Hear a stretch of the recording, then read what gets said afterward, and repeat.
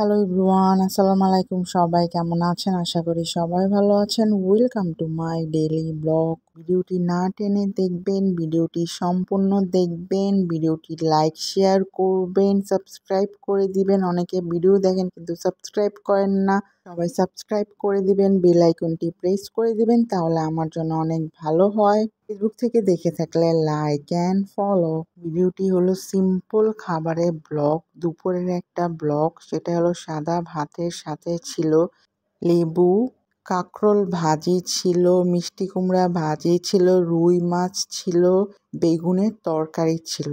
খাবারটা এত মজাদার ছিল, সিম্পল ছিল, সুস্বাদু ছিল, অনেক স্যাটিসফ্যাকশন ছিল। আপনাদের কি এসব খাবার পছন্দ? কমেন্টে জানাবেন।